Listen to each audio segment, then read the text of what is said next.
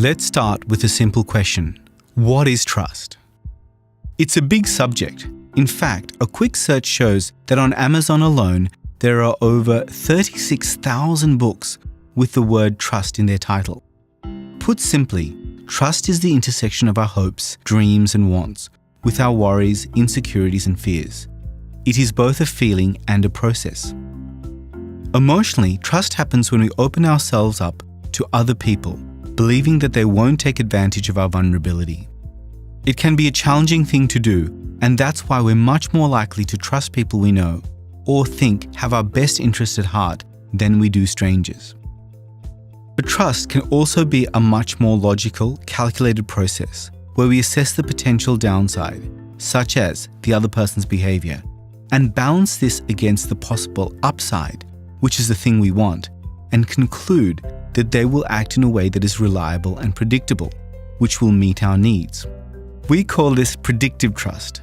This is the kind of trust we use in hundreds of interactions every day. When we trust the bus driver to get us home safely, or the guy making our burger not to drop it on the floor, or the teacher to give us the correct answers. It is instant, invisible, and virtually unnoticeable. It is how we fit together and work as a society, and it gives us a sense of certainty about the world around us.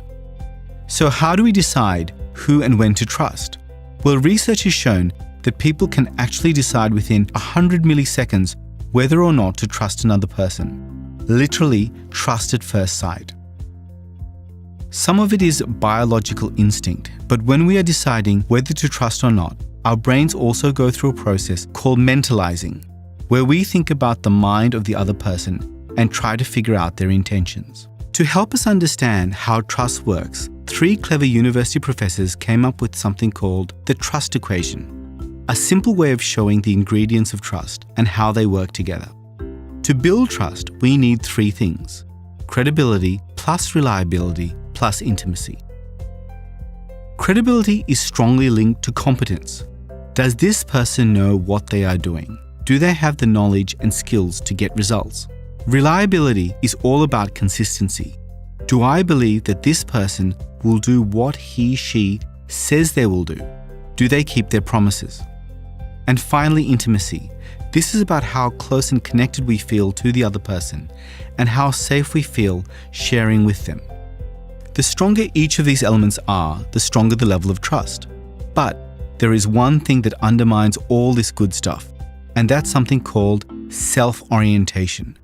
This is about where the other person's focus and attention lies.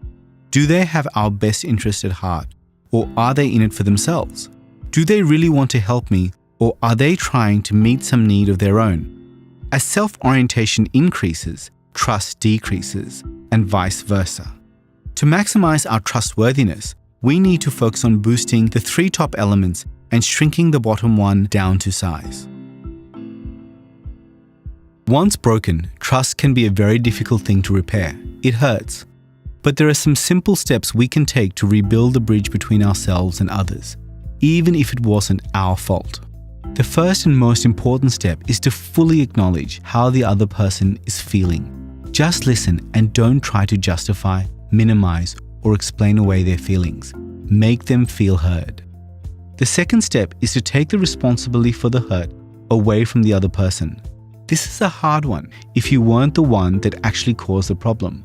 But they need to know that you and those around you are willing to step up and shoulder the blame for what has happened. The final step is to rebuild their confidence in you for the future. What can you say or do to make them believe that the same thing won't happen again? We all know how important body language is in relationships, and the area of building or breaking trust is no exception. Here are some common body language signals that affect trust. A real smile is a must for trust, whereas a fake smile is an instant turn-off. Making eye contact in many cultures shows that you have nothing to hide. Avoiding eye contact or looking around can suggest you're not giving that person your full attention. Defensive gestures like crossing your arms, frowning, or standing with your hands on your hips are trust busters, whereas leaning in and reacting to their emotions creates the feeling that you're on their side. And finally, Never forget that trust is a two-way street.